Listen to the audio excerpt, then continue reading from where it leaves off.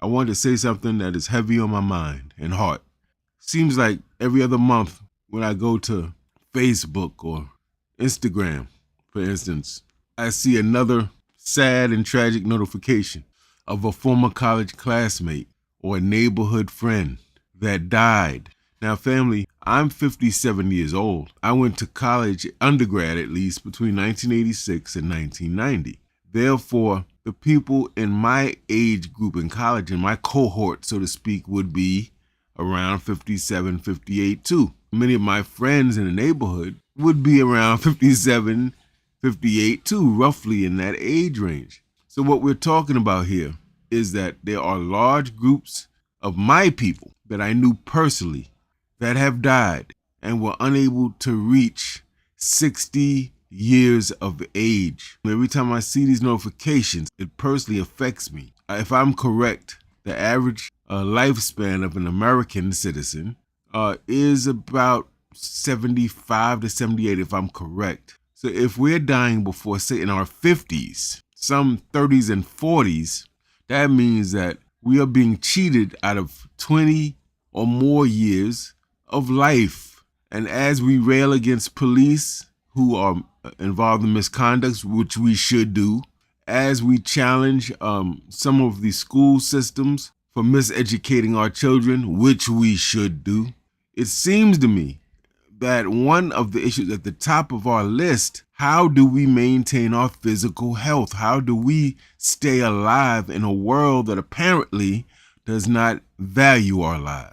In a world where we're eating foods, even when we're trying to eat right, we're subject to genetically modified foods, overly processed foods, high fructose corn syrup, excess sugar, excess salt. I believe that we as a community need to call this what it is. Black premature death, when parents are burying their children over and over and over, is an epidemic.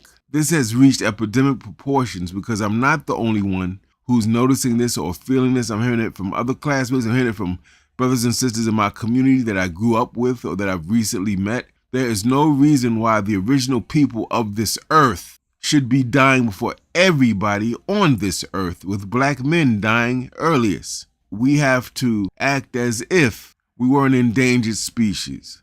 Why do I say that? Because once a species of animal is termed endangered, the society puts things in place to protect that species. What do we have in place to protect our health? You go to the doctor's office, you tell them of a pain, they prescribe them the damn medication before you can get lab tests done or finish your sentence. They don't listen. They assume that we're all there trying to get high off of a pain medication, so they don't prescribe pain medication for us that we need. This has to change, and we have to take back our health.